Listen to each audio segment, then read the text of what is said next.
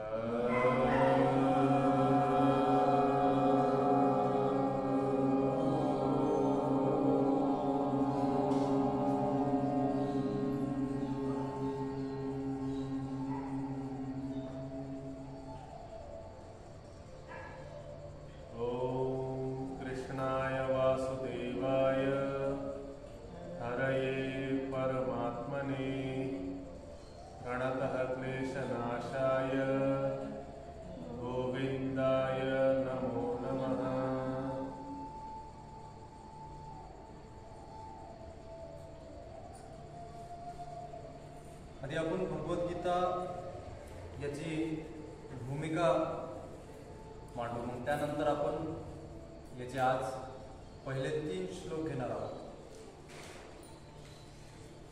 तर भगवद्गीता ही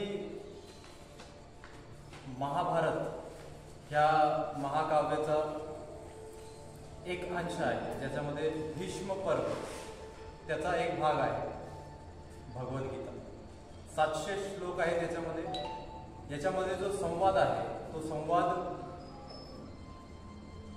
कृष्ण आणि अर्जुनच्या मधला संवाद आहे, पण 3rd पर्सन सांगतोय, म्हणजे धृतराष्ट्रला संजय सांगतो. त्यामध्ये ज्यावेळेस वेदव्यासजींनी विचारलं होतं की धृतराष्ट्रला की तुम्हाला दिव्य दृष्टी पाहिजे का, ते लहानपणीपासून जन्मजात आंधळे होते, तर त्यांना विचारलं होतं की तुम्हाला दिव्य दृष्टी पाहिजे का, तर ते म्हणले की नाही, मला नका देऊ, संजयला दे. मग संजयला वेदव्यासजींनी दिव्य दृष्टी दिली आणि वेदव्यासजींनीच पूर्ण महाभारत आणि भगवद्गीता लिहिली होती. याला आपण स्मृती म्हणतो आणि वेद उपनिषदला आपण श्रुती म्हणतो. तर असं भगवद्गीतामध्ये 700 श्लोक आहेत आणि त्या 700 श्लोक मधला आपण हळूहळू एक एक करून एक एक श्लोक घेणार. आता संस्कृतच्या विषयी आणि पहिल्या श्लोकच्या विषयी थोडंसं आचार्य राहुलजी सांगते आणि मग आपण पहिला श्लोक चालू करू. नमस्कार, मी आचार्य राहुल. संस्कृतमधून आपण श्रीमद भगवद्गीताचा अर्थ कसा निघतोय तो आपण बघू याच्यात. आणि प्रत्येक शब्द चा व्याकरणमध्ये कसा उपयोग होतो किंवा व्याकरणमधून प्रत्येक शब्द कसा निर्मित होतो ते आपण जाणून घेण्याचा प्रयत्न. तर इथं भगवद्गीता सुरू होतानाच आपण ओम श्री परमात्मने नमः. तर उच्चारण करताना सगळ्यात पहिली गोष्ट, हिंदीमध्ये तर आपण एवढं लक्ष देतो, पण संस्कृतमध्ये ओम सगळ्यांना माहिती, श्री परमात्मने नमः. श्रीमध्ये मोठी इकार, तर जेव्हा मोठी इकार असते तेव्हा त्याला मोठा उच्चारण करायचा. आपण हिंदी आणि मराठीमध्ये एवढं फार लक्ष देतो. तर जेव्हा मोठं अक्षर येतंय, ई असल, उ असल, ए असल, ओ असल, तर यांना मोठं उच्चारण करायचं. आणि जे छोटे अक्षर असतील, अ, छोटा ई, छोटा उ, यांना छोटं उच्चारण करायचं. जसं परमात्मने, परमात्मने, ठीक आहे. तर असं उच्चारण करताना एवढं लक्ष ठेवायचं, परमात्मने. प मध्ये पण अकार जोडलेला आहे, तो सोडायचा नाही. परमात्माने म्हणलं तर इथं र अर्धा झाला आणि अकार सुटला तर हे उच्चारण अशुद्ध झालं. म्हणजे आत्तापर्यंत आपण जे परमात्माने म्हणतो ते अशुद्ध उच्चारण करतो. तर त्याला शुद्ध उच्चारण प्रयत्न करायचा जेवढं शक्य होईल तेवढं. ठीक आहे, आपल्या क्लासमध्ये जेवढं शक्य होईल आणि घरी पण थोडंफार पारायण चालूच ठेवा लागेल. ओम श्री परमात्मने नमः. बोला सगळ्यांनी पाठीमागं बोला. ओम श्री परमात्मने नमः. अथ शब्द प्रारंभ करण्यासाठी श्रीमद भगवत गीता. इथं बघा भगवत त अर्धा आहे आणि भगवत द पण म्हणजे श्रीमदचा द आणि भगवतचा द हा पण अर्धा आहे. तर श्रीमद त्याला अर्धाच उच्चार येते. भगवत गीता असं उच्चार आहे. तर अथ श्रीमद भगवत गीता उच्चारण करा.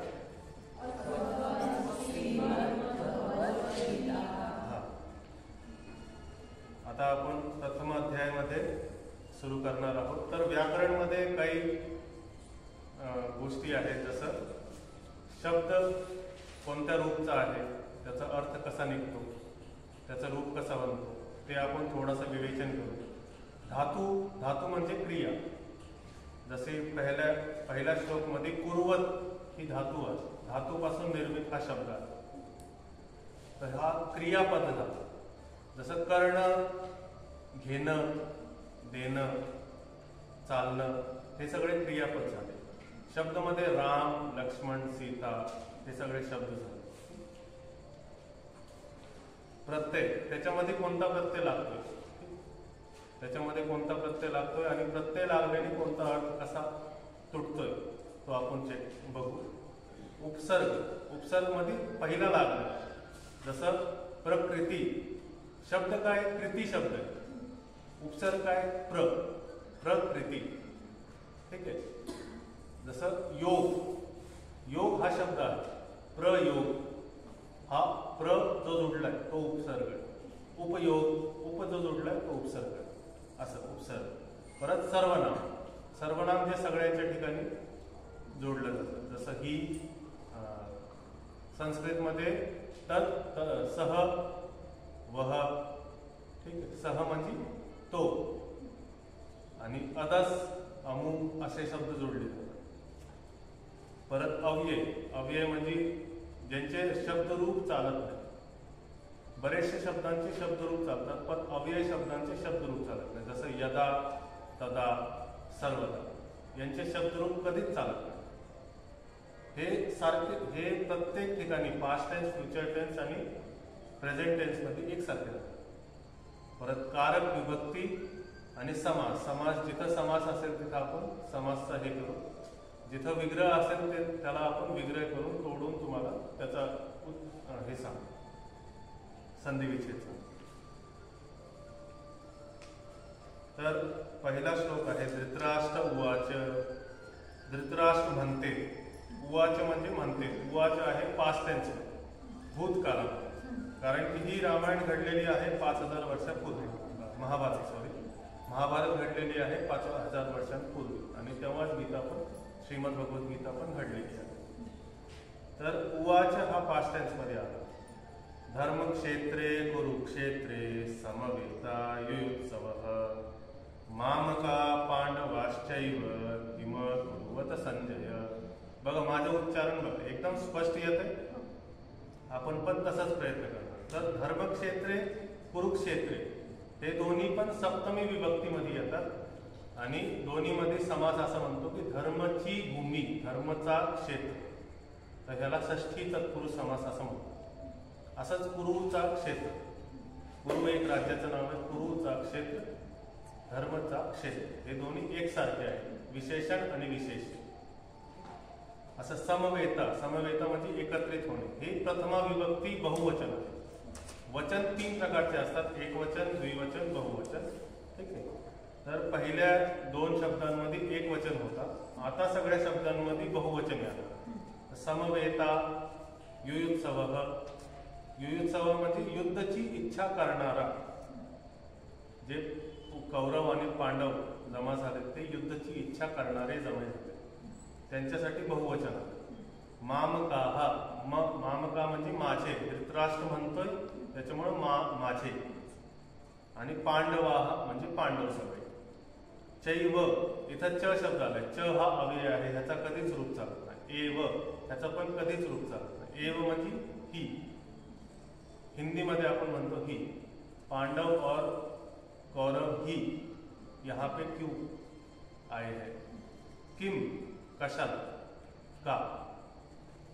किमच्या नंतर अपूर्वत शब्द आहे. किम म हलंत आहे, त्याच्यामुळे मी बघा की म नाही म्हणत, किम म्हणतो. किम आणि अपूर्वत, तर हे शब्द मिळून की म पूर्वत असं झालं. संजय, संजय हा संबोधन आहे. अपूर्वत आहे पास्ट टेन्स मधली क्रिया, भूतकाळची क्रिया. तर आपण एकदा उच्चारण घेऊ. आपण 3 वेळेस उच्चारण घेऊ, तुटक तुटक शब्द. ह्याच्यामध्ये छंद राहिला. छंद आहे अनुष्टुप छंद. अनुष्टुप छंद प्रत्येक छंदामध्ये 4 पाद असतात.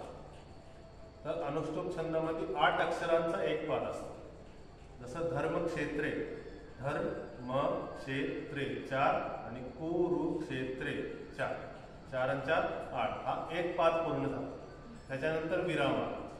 त्याच्यानंतर समवेता, युयुत्सव, हे 4 आणि 4 8. असं 8 अक्षरांचा 4 पाद असते. त्याच्यामध्ये मग पहिले आणि तिसऱ्या पादमध्ये जो 5वा अक्षर, 6वा अक्षर आणि 7वा अक्षर आहे, तो लघु, गुरु आणि गुरु. लघु म्हणजे छोटा अक्षर, गुरु म्हणजे मोठा अक्षर. ठीक आहे. तर ह्याच्यामध्ये बघा, धर्मक्षेत्रे, कुरुक्षेत्रे. पहिला अक्षर काय आहे? लघु. कु, कु मध्ये छोट्या उकारची मात्रा. त्याच्यानंतर रू मध्ये छोट्या उकारची मात्रा आहे, पण पुढं संयोग अक्षर आहे. त्याच्यामुळं हा रू काय झाला? मोठा झाला. त्याच्यामुळं रूचा उच्चारण पण मोठा करतात. कुरुक्षेत्रे असं. ठीक आहे. आणि क्षे आहे मोठा अक्षर. हे झालं पहिला. आणि तिसऱ्या पादमध्ये पण सेम. आता दुसऱ्या पादमध्ये आणि चौथ्या पादमध्ये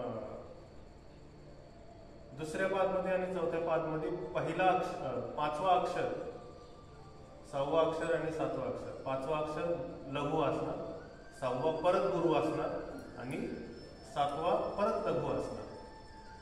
तर बघा, समवेता हा यू, पहिला 5वा लघु यू. त्याच्यानंतर युद्ध. आता त आणि स एकत्र आले, त्याच्यामुळं यू जो छोटा उकार होता त्याचा मोठा उच्चारण करा. युत्सव असं. आणि स परत लघु आहे, छोटा अक्षर आहे, युत्सव. तर आता आपण एक पाद, मी एक पाद उच्चारण करणार, मग तुम्ही उच्चारण करा.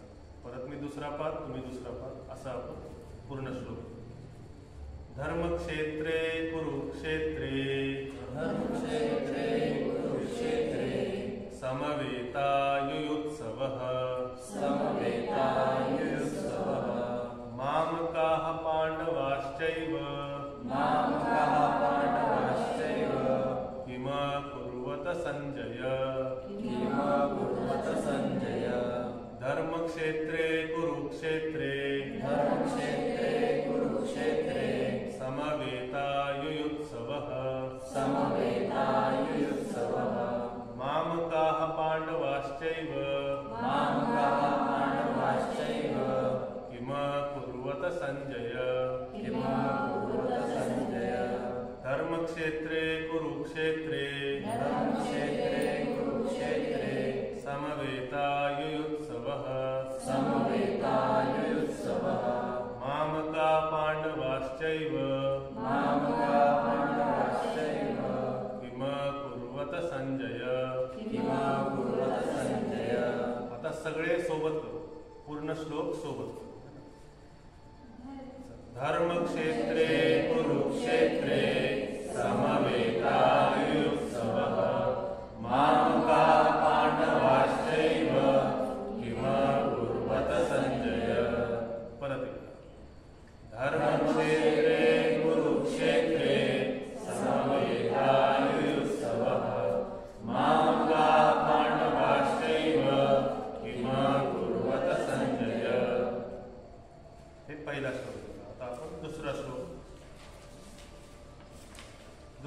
श्लोकमध्ये पण अनुष्टुप छंद, गीतामध्ये, श्रीमद भगवद्गीतामध्ये भरपूर ठिकाणी 70 ते 80 ठिकाणी अनुष्टुप छंदच चालतो.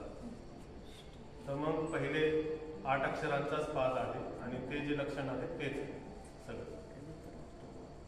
आता संजय उवाच, संजय असं पूर्ण म्हणायचं, संजय उवाच.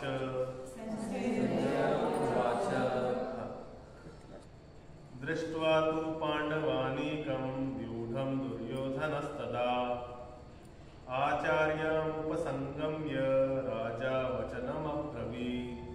बघा एकदम स्पष्ट उच्चारण येत आहे. दृष्ट्वा, दृष्ट्वा ह्याच्यात बघा आता क्रियापद आहे पण हा एक शब्द बनलाय, ठीक आहे, आणि ह्याचे पण रूप नाही चालत, हा एक अव्यय बनून जातो. तर दृष्ट्वा बनला आहे दृश धातूपासून, दृश बघण्याचा अर्थ होते. दृष्ट्वा तू, तू शब्द अव्यय आहे, तू आपण श्लोक पूर्ती करण्यासाठी लावतो तू शब्द. पांडवानीकम इथं समास बनलाय, पांडवांची सेना, षष्ठी तत्पुरुष समास, पांडवांची सेना. तर ह्याच्यात विभक्ती बनणार दुसऱ्या विभक्तीमध्ये एक वचन. दुसरी विभक्ती म्हणजे कर्म. कर्म म्हणजे इसने इसको आपण पुरांतरी सांगितलं, तो कर्म बनतो. तर पांडवानीकम, पांडवानीकम काहीतरी सांगायचं, पांडवानीकम मधून काहीतरी सांगायचं. व्यूढम हा पण दुसऱ्या विभक्तीचा एक वचन आहे, हे दोन्ही पण एक वचन. व्यूढम म्हणजे व्यूह रचनाकार. दुर्योधन, दुर्योधन सगळ्यांना माहिती, तदा, तदा हा, तदा म्हणजे तब, तेव्हा. आचार्यम, आचार्यम पण दुसऱ्या विभक्तीमध्ये आला. उपसंगम्य, उप हा उपसर्ग आला. संगम्य, उपसंगम्य म्हणजे संगम्य, समीप जाऊन, जवळ जाऊन, ठीक आहे. हा शब्द संगम्य दृष्ट्वा सारखाच आहे, थोडंसं परिवर्तन झालं, ठीक आहे. उप असल्यामुळं परिवर्तन झालं.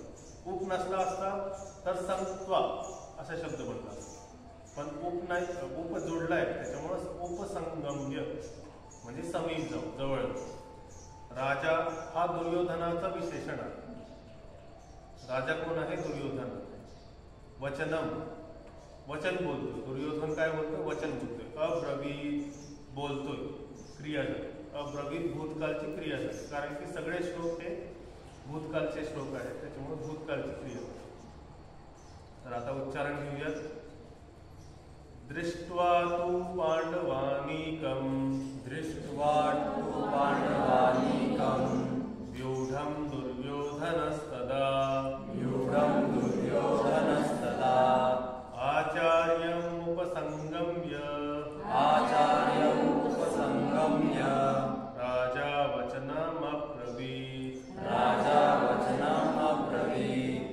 दृष्ट्वा तु पांडवानीकं, दृष्ट्वा तु पांडवानीकं व्यूढं दुर्योधनस्तदा, व्यूढं दुर्योधनस्तदा आचार्यमुपसंगम्य, आचार्यमुपसंगम्य राजा वचनमब्रवीत्, राजा वचनमब्रवीत्.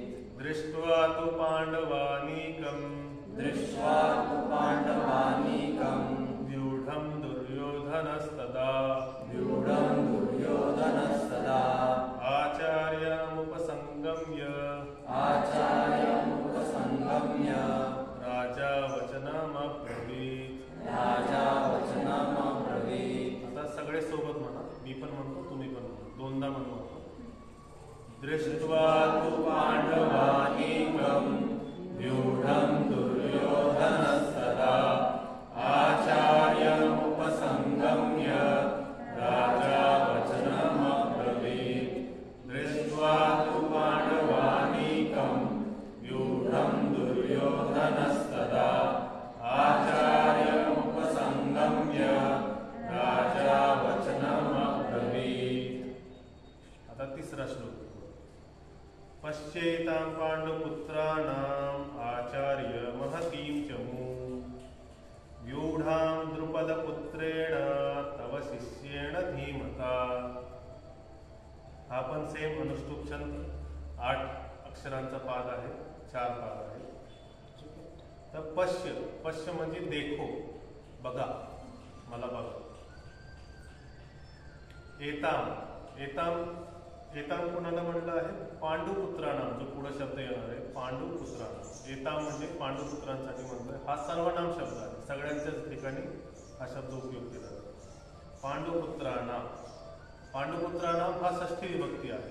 पांडूंचे पुत्र, षष्ठी तत्पुरुष समास पण आहे आणि षष्ठी विभक्ती आहे, बहुवचन आहे. पांडुपुत्राणाम हा बहुवचन. आचार्य, आता आचार्य संबोधन आहे. संबोधन कुणी पण व्यक्तीला संबोधन आपण करतो. ए इकडे या, ए विशाल, आचार्य राहुल सर. हे संबोधन. तर महतीम, ठीक आहे. कुणाची सेना? पांडुपुत्रांची सेना. महतीम, बहुत बडी, खूप विशाल. चमूम, चमूम म्हणजे सेना, ठीक आहे. चमूम म्हणजे दीर्घ उकार आहे. महतीम मध्ये दीर्घ इकार आहे, यांचा दीर्घ उच्चारण आला पाहिजे. व्यूढाम, व्यूढाम म्हणजे तेच पहिला व्यूढ शब्द आला होता. व्यूढ व्यूह रचनाकार. व्यूह म्हणजे एक प्रकारचे, सर सांगतीलच तुम्हाला, भरपूर प्रकारचे व्यूह असतात, त्यांच्यापैकी हा शब्द नॉर्मल घेतलाय. द्रुपद पुत्रेण, द्रुपद पुत्रेण पण सर सांगतील तुम्हाला. द्रुपदच्या पुत्रद्वारे असं. तव शिष्येण, हा आचार्य सांगितले द्रोणाचार्य, ठीक आहे. द्रुपद पुत्रेण तव शिष्येण, तव म्हणजे षष्ठी तत्पुरुष, तुम्हारे शिष्य, तुमचे शिष्य. शिष्येण हे पण द्रुपद पुत्रेण सारखं तृतीय विभक्तीमध्ये. ह्याचा अर्थ होतो करण के द्वारा, शिष्यों के द्वारा, द्रुपद पुत्र के द्वारा, या द्रुपद पुत्र से. धीमता हे पण तृतीय विभक्तीमध्ये. हे तिन्ही शब्द एकसारखे एका अर्थाला देणार आहे. द्रुपद पुत्रेण, शिष्येण आणि धीमता. तर धीमता म्हणजे बुद्धिमान. हे बुद्धिमान शिष्य द्रुपद पुत्रांचे असं. तर आपण आता उच्चारण घेऊयात. पश्येतां पांडुपुत्राणां, पश्येतां पांडुपुत्राणां आचार्य महतीं चमूं, आचार्य महतीं चमूं व्यूढां द्रुपदपुत्रेण, व्यूढां द्रुपदपुत्रेण तव शिष्येण धीमता, तव शिष्येण धीमता. पश्येतां पांडुपुत्राणां, पश्येतां पांडुपुत्राणां आचार्य महतीं चमूं, आचार्य महतीं चमूं व्यूढां द्रुपदपुत्रेण, व्यूढां द्रुपदपुत्रेण तव शिष्येण धीमता, तव शिष्येण धीमता. पश्येतां पांडुपुत्राणां, पश्येतां पांडुपुत्राणां आचार्य महतीं चमूं, आचार्य महतीं चमूं व्यूढां द्रुपदपुत्रेण, व्यूढां द्रुपदपुत्रेण तव शिष्येण धीमता. तव शिष्येण धीमता. आता सगळे सुरू. पश्येतां पांडुपुत्राणां आचार्य महतीं चमूं व्यूढां द्रुपदपुत्रेण तव शिष्येण धीमता. पश्येतां पांडुपुत्राणां आचार्य महतीं चमूं व्यूढां द्रुपदपुत्रेण तव शिष्येण धीमता. ह्याच्यामध्ये बघा एक छोटीशी गोष्ट आहे. दृष्ट्वा, दृष्ट्वामध्ये आपण मराठीमध्ये दृष्ट्वा असं म्हणतो, पण अक्षर काय आहे? अक्षर री आहे, तर त्याचा रीच उच्चारण आला पाहिजे. पण आपला आता मराठीमध्ये सवय झाली, त्याच्यामुळे तुम्ही दृष्ट्वा पण उच्चारण करू शकता. मला दृष्ट्वा करायची सवय आहे, पण तुमच्या तोंडाला जशी सवय असेल तशी. आणि णकार, णकारचं उच्चारण स्पष्ट आलं पाहिजे. पांडुपुत्राणां शिष्येण असं. आता विशाल सर तुम्हाला सांग. दुसरा श्लोक आहे ना, तो परत एकदा म्हणून टाका. हां. दुसरा श्लोक ना, हां. दृष्ट्वा. त्याच्यात आपण दृष्ट्वा म्हणतो ना, तर द्रू शब्द नाही, द्री, हा री द री रिकार आहे ऋषीचा री आपण ऋषी कसं म्हणतो ऋषी म्हणतो ना त्याला तो ऋषी नाही म्हणायला पाहिजे तो ऋषी म्हणायला पाहिजे पण आता मराठीमध्ये तसं प्रचलन चालू आहे त्याच्यामुळे ऋषी म्हणतो तसंच द च्या खाली री येतोय ठीक आहे जसं रेफ वरती चढतोय ना तसं हा द च्या खाली री खाली चढतोय आणि त्याला दृष्ट्वा तू पांडवानीकम व्यूढम दुर्योधनस्तदा एकदा परत हे घेऊ एकदा सगळे श्लोक घेऊ आपण आता श्लोक म्हणताना श्रीमद भगवद्गीता म्हणताना सुरुवात अशी करायची ओम श्री परमात्मने नमः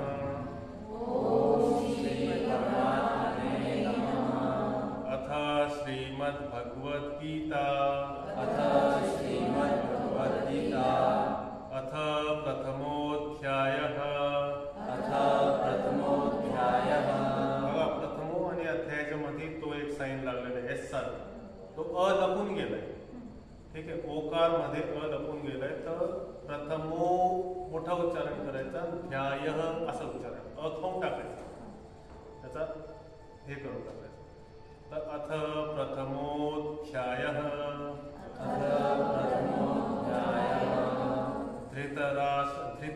धृतराष्ट्र ध्री धच्या खाली रिकार आला तर धृतराष्ट्र तुम्ही धृतराष्ट्र पण म्हणू शकता काही चूक नाहीये प्रचलन मध्ये आलंय त्याच्यामुळं धृतराष्ट्र उवाच धर्मक्षेत्रे कुरुक्षेत्रे समवेतायुयुत्सवः विसर्गसाठी आपण अह इहि उहु असं उच्चारण मामकाः पांडवाश्चैव किम कुर्वत संजय दुसरा श्लोक संजयनी म्हणलाय तर संजय उवाच दृष्ट्वा तु पांडवानीकं व्यूढं दुर्योधनस्तदा आचार्यमुपसंगम्य राजा वचनमब्रवीत् आता शब्द आहे आचार्यम आणि वचनम पण उकार जोडलाय आणि अकार जोडलाय त्याच्यामुळं आचार्य मुपसंगम्य असं म्हटलंय राजा वचनम अब्रवीत मब्रवीत असं म्हणतोय मला उच्चारणमध्ये दिक्कत नाही येऊ जास्त तिसरा श्लोक पश्येतां पांडुपुत्राणां आचार्य महतीं च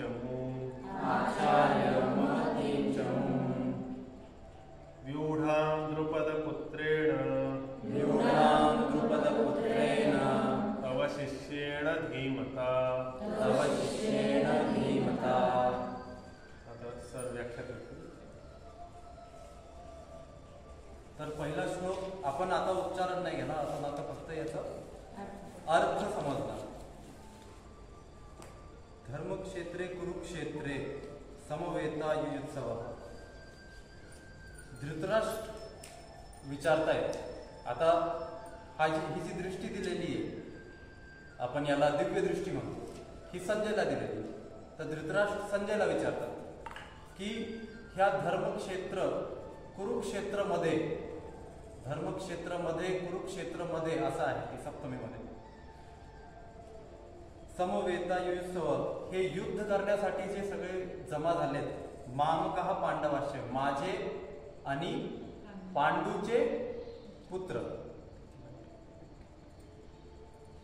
किम कुर्वत संजय काय करतायत सध्या ते तर युद्धासाठी जमा झाले पण आता काय करतायत म्हणजे काय चालू आहे म्हणजे ही जी भगवद्गीता सांगितलेली आहे ही सगळी युद्धच्या आधी सांगितली ही युद्धच्या चालू असताना नाही सांगितली ही युद्धच्या आधी सांगितलेली आहे आणि मग शेवटी अर्जुन ज्यावेळेस सगळं कन्फ्युजन दूर होतं सगळे प्रश्न विचारून होऊन जातात की हे असं का ते तसं का सगळं विचारून होऊन जातं. मग अर्जुन म्हणतो की हा आता माझी बुद्धी एकदम सरळ झाली, आता माझी बुद्धी एकदम जागेवर आहे, मी युद्ध करायला तयार आहे.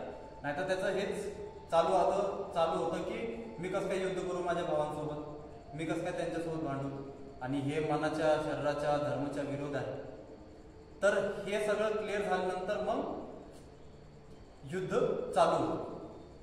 अर्जुन युद्धाला तयार झाल्यानंतर, आणि तुम्ही विचार करता समोर उभा आहेत तर हे काय फक्त तोंड पाहणार का त्यांचे? कौरव उभा येतं आणि यांचे श्लोक चालू येतात, यांची गीता चालू आहे, तर ते काय फक्त त्यांचं असंच पाच बसतील, ते युद्ध नाही करणार. तर युद्धची एक रीती होती, युद्धचा टाइम होता, त्या टाइमाला युद्ध चालू होणार आणि एक टाइम असतो त्या टाइमाला युद्ध संपणार. त्याच्यानंतर कोणीही कोणाचा शत्रू नाही, त्याच्या आधी कोणीही कोणाचा शत्रू नाही. तर हा युद्धाचा नियम असायचा आधीच्या काळात. युद्धच्या आधी, आणि हे 700 श्लोक येतात. 700 श्लोक आपल्याला समजायला 1 वर्ष लागेल, 1.5 वर्ष लागेल. आपण जसं 3-3 श्लोक घेणार येतात 1-1 तासाने, तर आपल्याला 1.5 वर्ष 1 वर्ष लागेल. पण यांचं संस्कृतमध्ये नॉर्मल कॉन्व्हर्सेशन आहे अर्जुनचं आणि कृष्णाचं. एकदा श्लोक सांगितलं की समजलं, त्याला खोलून तोडून आपण जसं आता अर्थ हे सगळं व्याकरणमध्ये तोडतोय, मग अर्थ तोडतोय, मग त्याची व्याख्या करतोय, मग त्याचं सगळं एक पास्ट हिस्ट्री आहे, ती हिस्ट्री सगळी अर्जुनला माहिती आहे. अर्जुन एक चांगला विद्वान होता, गुरुकुलमध्ये सगळं शिकला होता, पण फक्त एक रिमाइंडर, एक रिफ्रेश, एक नॉलेजचं रिव्हिजन श्रीकृष्णाने त्याला करून दिलं. तर याच्यामध्ये धर्मक्षेत्र कशाला म्हणलंय? धर्मक्षेत्र, कुरुक्षेत्राला धर्मक्षेत्र सांगितलं. आणि कुरुक्षेत्र असं क्षेत्र होतं जिथं स्वर्गचे पण लोकांना हे देवस्थळ, म्हणजे इथं जर तुम्ही गेले तर तुमचं खूप चांगलं होईल. इथं जर स्वर्गचे देवता पण इथं आले तर त्यांना पण याच्यामध्ये खूप फायदा होईल. इथं येऊन त्यांनी जर पूजापाठ केली, इथं येऊन त्यांनी जर यज्ञ केला, इथं येऊन त्यांनी जर अभ्यास केला तर इथं त्यांना त्याचा फायदा होईल. त्याच्यामुळे त्याला धर्मक्षेत्र सांगितलं. आणि धर्म हा शब्द जो आहे हा 4 पुरुषार्थ आपल्या जे उपनिषदमध्ये, वेदमध्ये आणि वेगळ्या शास्त्रामध्ये, ग्रंथमध्ये जे 4 पुरुषार्थ सांगितले त्याच्यातला एक आहे धर्म. सगळ्यात पहिला आहे धर्म, दुसरा आहे अर्थ, तिसरा आहे काम आणि चौथा आहे मोक्ष. पुरुषार्थ सांगितलं याला, चतुर्पुरुषार्थ, 4 पुरुषार्थ. पुरुषार्थ म्हणजे पुरुष नाही, जे आपण विचार करतो पुरुष म्हणजे मेल नाही. पुरुष म्हणजे आत्मा, अर्थ म्हणजे त्या आत्म्याचा अर्थ ह्या पृथ्वीवर आल्यानंतर काय आहे. तर सगळ्यात पहिला अर्थ आहे धर्म. धर्म म्हणजे स्वभावचा नियम. कोणत्याही गोष्टीचा एक स्वभाव असतो, त्याचा एक नियम असतो, त्या नियमला धर्म म्हणतो. धर्म हिंदू आहे का? नाही. हिंदू हे जे वर जे पहाडी येतात, हिमालय आहेत, आणि खाली जे समुद्र आहे, याच्या मधली जी जमीन आहे, ह्या जमिनीला हिंदू असे आयडेंटिटी दिली आहे. हिंदू हा धर्म नाहीये, हिंदू ही आयडेंटिटी आहे. धर्म काय आहे? धर्म नियम असतो. आपल्या इथं हे नियम चालतात, मोजके नियम सांगितलेले आहेत अध्यात्मामध्ये, ते नियम चालतात. मिडल ईस्ट मध्ये गेले तर त्यांनी वेगळे नियम बनवलेले आहेत, वेस्ट मध्ये गेले तर त्यांनी वेगळे नियम बनवलेले आहेत, आणि त्यानुसार त्यांचे धर्माचे नाव आहे. जसं मुस्लिम लोकांचे वेगळे नियम आहेत, ख्रिश्चन लोकांचे वेगळे नियम आहेत, ते त्या नियमचं पालन करतात.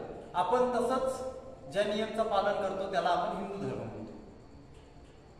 पण धर्म मुळात स्वभावाचा नियम आहे. स्वभावाचा नियम अर्थात हे पोल आहे लोखंडाचा, ठीक आहे. याचा एक नियम आहे की याची एक मजबूती आहे, याला तोडण्यासाठी एक टेम्परेचर पर्यंत जावं लागतो. हा नियम आहे, त्या टेम्परेचरच्या शिवाय तो तुटणार नाही. या लाकडाचा एक नियम आहे, या लाकडाला किती जोरात मारू शकतो तर तुटणार कशासाठी वापरू शकतो, कसं तयार होतं, याचे सगळे नियम आहेत. तसंच जर मी हा लाकूड याला सपोर्टसाठी ठेवला तर हे किती वर्ष राहणार, कमी दिवस राहणार. आणि जर लोखंड ठेवलं तर किती वर्ष राहणार, जास्त दिवस राहणार. तर धर्ममध्ये जास्त आणि कमीचा कंपॅरिझन असतं. काय आपण मनुष्य आपल्या मुलांना लहान असताना काही गोष्टी सांगतो, पण त्याचा धर्म वेगळा आहे. तो 2 वर्षाचा असताना, 1 वर्षाचा असताना धर्म आहे. आपण आपल्या मुलाला सांगतो, आपले वडिलांना सांगतो, भावांना सांगतो, वेगळ्या वेगळ्या गोष्टी आपण सांगतो. तर त्यांचा धर्म वेगळा आहे, आपला धर्म वेगळा आहे. त्यांचा स्वभाव वेगळा आहे, त्याच्यामुळे त्यांचा नियम वेगळा आहे. आपला स्वभाव वेगळा आहे, त्याच्यामुळे आपला नियम वेगळा आहे. तर हे परिभाषा झाली धर्माची. एक आईचा नियम वेगळा आहे, एक मुलीचा नियम वेगळा आहे, एक पत्नीचा नियम वेगळा आहे, एक बहिणीचा नियम वेगळा आहे. असं सगळ्यांच्या स्वभावानुसार त्यांचा धर्म आहे आणि त्याला पण आपण धर्मामध्ये मोजतो. त्याच्यामुळे वेगळे वेगळे जे त्योहार आहेत, जे आपण सण साजरे करतो, ते वेगळ्या वेगळ्या धर्माच्या अनुसार, वेगळ्या वेगळ्या स्वभावाच्या अनुसार ते नियम बनवलेत की ही रक्षाबंधनला असं करायचं, हे करवा चौथला असं करायचं, हे ह्या सणाला असं करायचं. तर हे वेगळे वेगळे नियम जे बनवलेत हे स्वभावाच्या अनुसार नियम बनवलेत. आणि त्या शरीराच्या वेगळ्या वेगळ्या शरीरांचे वेगळे वेगळे स्वभाव, वेगळ्या वेगळ्या शरीरांचे वेगळे वेगळे नियम, वेगळ्या वेगळ्या मनाचे वेगळे वेगळे नियम, बुद्धीचे वेगळे वेगळे नियम. सगळ्यांची बुद्धी वेगळी आहे, मन वेगळे आहे, विचार वेगळे आहे. तर हे झालं पहिलं पुरुषार्थ, धर्म. धर्ममधून आपण कमवतो अर्थ. धर्ममधून आपण कमवतो अर्थ. अर्थ म्हणजे आधीच्या काळामध्ये अर्थ म्हणजे खूप धन संपत्ती ह्या सगळ्या गोष्टींना, आणि खूप वेदच्या काळामध्ये गाय, किती गाय आहेत तुमच्याकडे याच्याहून निर्णय व्हायचा की कोण किती श्रीमंत आहे. तर तुमच्याकडे जर 100 गाय आहेत तर 100 लाख करोड ह्या आकड्यांमध्ये जर तुमच्याकडे गाय आहेत तर तुम्ही खूप श्रीमंत आहेत, असं त्याच्यामध्ये मोजायचं. अर्थ हा दुसरा पुरुषार्थ आहे. अर्थ म्हणजे धन, संपत्ती, काही पण असू शकते. पण कशाने कमवायचं, नियमनी कमवायचं. त्याच्यामुळे आधी धर्म आहे, मग अर्थ आहे. आणि त्या अर्थाने संपत्ती कमवलेली कामासाठी, कामना, इच्छा याच्यासाठी वापरायची. ठीक आहे. तर आपण कामना करतोय, आपण अर्थमधून कामना करतोय.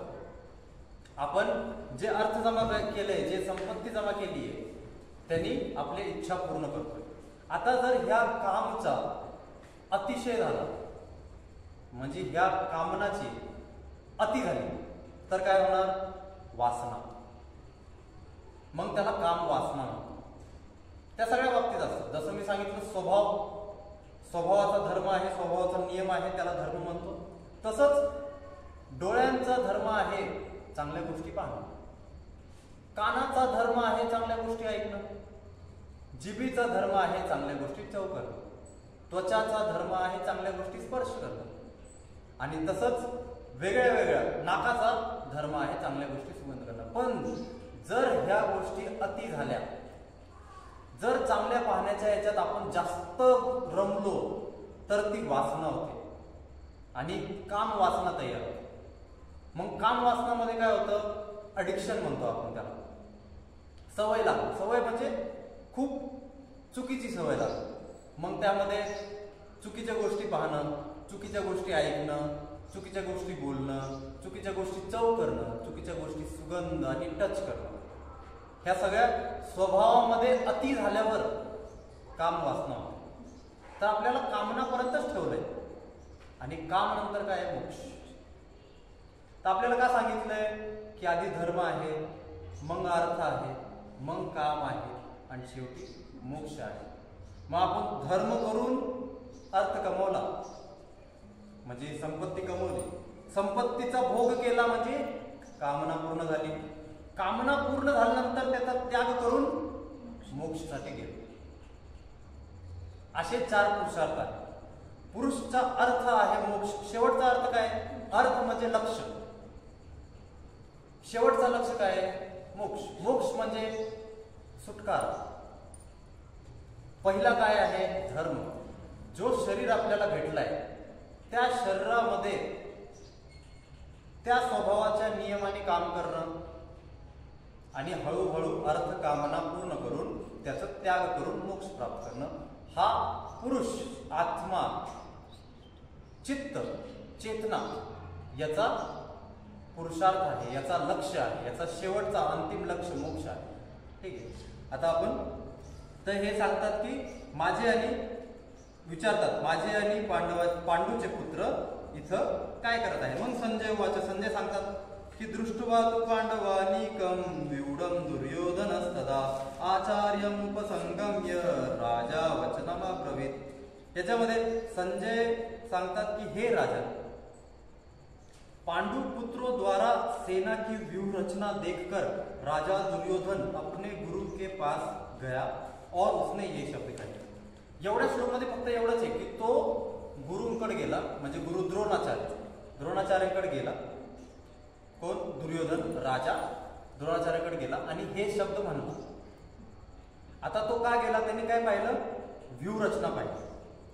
त्यांनी पांडु पुत्रों द्वारा सेना की व्यूह रचना देखकर त्यांनी व्यूह रचना पाहिली. दृष्ट्वा तु पांडवानीकं व्यूढं दुर्योधनस्तदा. व्यूह रचना पाहून तो आचार्याकडे, म्हणजे हे काय दर्शवतंय की तो घाबरला होता. त्यांनी जेव्हा पाहिलं की हे असं बनवलं यांनी, आपल्याला तर काहीच करता नाही येणार, आपल्याला तर हे खूपच अवघड जाणार आहे, तर आचार्याकडे गेला, द्रोणाचार्याकडे, आणि काय म्हणला? पश्येता पांडुपुत्राणाम आचार्य महतीं चमूं व्यूढां द्रुपदपुत्रेण तव शिष्येन धीमता. हे पाहून आचार्याला म्हणतात की हे बडी सेना, ही मोठी सेना आणि ही व्यूह रचना पाहून द्रुपद पुत्रेण, कोणी रचना केली? दृष्टद्युम्न. दृष्टद्युम्न यांचा सेनापती, मेन सेनापती होता पांडवांचा मेन सेनापती होता दृष्टद्युम्न. दृष्टद्युम्नची एक कहाणी आहे. दृष्टद्युम्न हा द्रुपदचा पुत्र होता, त्याच्यामुळे इथे आले द्रुपद पुत्रेण. तो द्रुपदचा पुत्र होता. द्रुपद कोण? द्रौपदीचा वडील, द्रौपदीचे वडील ते द्रुपद होते. द्रुपद राजाची एक पास्टची कहाणी आहे, ते आपण समजू. तर एक काळामध्ये द्रुपद हे द्रोणाचार्य आणि द्रुपद मध्ये काहीतरी राजनैतिक भांडणं झाले होते. त्या भांडणामध्ये द्रोणाचार्यांनी द्रुपदला जिंकण्यासाठी, बंदी बनवण्यासाठी पांडवांची मदत घेतली होती. पांडव त्यावेळेस वनवासाला होते आणि ते इथं गेले त्यांच्या कुटियामध्ये. द्रोणाचार्य हे गेले तिथं आणि म्हणले की आम्ही आचार्य आहोत, आम्हाला काहीतरी सेवा करा. मग यांनी खूप सेवा केली त्यांची, पाची पांडवांनी त्यांची सेवा केली आणि सेवा केल्यानंतर ते म्हणले की आता आपल्याला एक राज्यावर अटॅक करायचा. तर तो राज्य होता द्रुपदचा राज्य. द्रुपदच्या राज्यावर अटॅक केलं, तिथं त्यांचं युद्ध झालं. युद्ध झाल्यानंतर द्रुपदला बंदी बनवलं आणि खूप वर्ष त्याला बंदी बनवून ठेवलं. त्यांना बंदी बनवून ठेवल्यानंतर जेव्हा ते रिहा झाले, जेव्हा ते सुटले, तेव्हा त्यांनी अशी इच्छा केली, असं देवताला, वेगळ्या वेगळ्या ऋषींना, वेगळ्या वेगळ्या मुनींना जाऊन भेटले आणि म्हणले की मला द्रोणाचार्याची मृत्यू करण्यासाठी, मारायसाठी द्रोणाचार्याला मला काहीतरी वर पाहिजे आणि मला असा पुत्र पाहिजे जो त्यांना मारू शकतो. तर एक ऋषीकडे गेले, ते म्हणले मी तर हे काही काम करणार नाही. त्यांना म्हणले मी तुम्हाला 100 कोटी गाया दान करेन. म्हणजे संपत्तीचं उदाहरण पहा. 100 कोटी गाया मी तुम्हाला दान करतो, तुम्ही माझी मदत करा. एक पुत्र उत्पन्न करायचा, असा पुत्र जो द्रोणाचार्याला मारणार. तर ते ऋषी म्हणले मी तर नाही करणार, पण माझे एक गुरु आहेत, याग गुरु. तर याग ऋषी नाव त्यांचं, त्यांना सांगितलं, तर त्यांना सांगितलं ते म्हणले 100 गायची नाही, ते 10 गाय, 10 कोटी गाय जरी तुम्ही त्यांना दिले तरी ते तुमची मदत करते. मग त्यांना 10 कोटी गाय दिले आणि त्यांनी यज्ञ करून खूप दिवस ते यज्ञ चाललं आणि द्रुपद याग हे मिळून यांनी त्या अग्नी ज्यावेळेस ते अग्नी संपली त्यावेळेस तिथून दृष्टद्युम्न नावाचा पुत्र उत्पन्न झाला आणि त्या दृष्टद्युम्न नावाच्या पुत्राचे उत्पन्न झाल्याबरोबर आकाशवाणी झाली की हा द्रोणाचार्याचा वध करणार. तर तो दृष्टद्युम्न आता पांडवांचा सेनापती आहे आणि पुढे जाऊन तो द्रोणाचार्याचा वध पण करतो. ठीक आहे. तर दृष्टद्युम्नच्या सोबत द्रौपदीचं उत्पन्न पण झालं त्या अग्नीतून आणि ही गोष्ट यांना कळाली पांडवांना. पांडव म्हणले की द्रौपदला तर आपण बंदी बनवलं होतं, मग त्यांची मुलीचं आता स्वयंवर आहे. ही खूप काळानंतरची गोष्ट की याचा आता स्वयंवर आहे. मग ते जातात तिथं आणि स्वयंवरमध्ये ते म्हणतात की येतो आचार्य के भेष में येतो ब्राह्मण लग रहे. त्यावेळेस ते वनवासामध्ये होते त्याच्यामुळे ते ब्राह्मणचा भेष होता. त्या सांगितलं नाही हे वनवासमध्ये आहेत, यांचं आता एक वेगळा पिरियड चालू आहे त्याच्यामुळे ते भांडणं ते आता आज ब्राह्मण नाही आहे तर ते क्षत्रिय म्हणूनच तुमच्या मुलीचं स्वयंवरमध्ये येणार आहे. तिथं त्यांनी अर्जुनाने द्रौपदीला जिंकलं आणि घरी घेऊन गेला. मग तिथं जे कुंती समोर जे पण बोलणं झालं कुंती माता समोर ते गेला होता घेऊन. तिथं तो म्हणला की माँ मैं कुछ लाया. तर ते कुंती माता म्हणले की जो भी लाया हो पाचवा में पाठवा. म्हणजे मग ती पांचाली झाली द्रौपदी अशी. आणि दृष्टद्युम्न हा झाल्यानंतर शिक्षा कोणाकडून घ्यावा त्याने? शिक्षा द्रोणाचार्याकडून घेतली. त्याच्यामुळे इथं पहा व्यूढाम द्रुपद पुत्रेन, द्रुपदचा पुत्र तव शिष्येन, तुमचा शिष्य धीमता एवढा बुद्धिमान, तुमचा शिष्य एवढा बुद्धिमान आणि त्यांनीच व्यूहरचना केलेली आहे पहा तुमच्या विरोधात. अजिबात तुम्ही हे करू नका, त्यांच्यासोबत कॉम्प्रोमाइज करू नका. भांडणामध्ये युद्धमध्ये अजिबात कॉम्प्रोमाइज करायचं नाही असं द्रोणाचार्याला दुर्योधन सांगतोय हटकून की तुमच्या शिष्यानी द्रुपदचा पुत्र जो आहे त्यांनी ही व्यूहरचना केलेली आहे आणि तो आता पुढे जाऊन आपल्यासाठी खूप खूप अवघड काम करणार आहे. तर दृष्टद्युम्ननी ही व्यूहरचना केली होती आणि दृष्टद्युम्ननी हे सगळं ठरवलं. त्याच्यानंतर दृष्टद्युम्नचा शेवटी वध करण्यासाठी अश्वत्थामाला यावं लागतं. तो एवढा स्ट्रॉंग झाला आणि त्यांनी शिक्षा घेतली आचार्य द्रोणकडून. द्रोणाचार्याला सगळं माहित होतं. द्रोणाचार्याला सगळं माहित होतं की ह्यो माझा वध करणार आहे फ्युचरमध्ये. कुठं ना कुठं कधी ना कधी ह्यो माझा काळ आहे ही गोष्ट माहित होती द्रोणाचार्याला. तरी त्यांनी काय केलं? धर्माचं पालन. त्यांचा धर्म काय होतं? कोणी पण आलं अभ्यासाला, विचारायला, शिकायला तर ते आचार्य आहेत, त्यांचं शिकवणं हा धर्म होता. तर त्यांनी त्या धर्माचं पालन केलं. तिथं त्यांनी हा विचार नाही केला की हा माझा काळ आहे तर याला आत्ताच मारून टाकतो जसं कंसनी केलं होतं, पण ते काय सक्सेसफुल झालं नाही. तर आपलं हे तिन्ही श्लोकचं अर्थ आणि तिन्ही श्लोकचं उच्चारण झालंय. आपण परत एकदा 3 वेळेस तिन्ही श्लोकचं फुल कंप्लीट सोबत सगळे सोबत फुल सूरमध्ये छंदमध्ये याला गाऊन प्रयत्न करू. ठीक आहे. 3 वेळेस तिन्ही श्लोक, पहिलं दुसरं तिसरं, परत पहिलं दुसरं तिसरं, परत पहिलं दुसरं तिसरं. ठीक आहे. रेडी. धर्मक्षेत्रे कुरुक्षेत्रे समवेतायुयुत्सवः मामकाः पाण्डवाश्चैव किमकुर्वत संजय दृष्ट्वा तु पाण्डवानीकं व्यूढं दुर्योधनस्तदा आचार्यम् उपसंगम्य राजा वचनमब्रवीत् पश्येता पाण्डुपुत्राणामाचार्य महतीचम् व्यूढां द्रुपदपुत्रेण तव शिष्येण धीमता धर्मक्षेत्रे कुरुक्षेत्रे समवेतायुत्सवः मामकाः पाण्डवाश्चैव किमकुर्वत सञ्जय दृष्ट्वा तु पाण्डवानीकं व्यूढं दुर्योधनस्तदा आचार्यमुपसंगम्य राजा वचनम् अब्रवीत् पश्येतां पाण्डुपुत्राणाम् आचार्य महतीचम् व्यूढां द्रुपदपुत्रेण तव शिष्येण धीमता धर्मक्षेत्रे कुरुक्षेत्रे समवेतायुत्सवः मामकाः पाण्डवाश्चैव किमकुर्वत सञ्जय दृष्ट्वा तु पाण्डवानीकं व्यूढं दुर्योधनस्तदा आचार्यमुपसंगम्य राजा वचनम् अब्रवीत् पश्य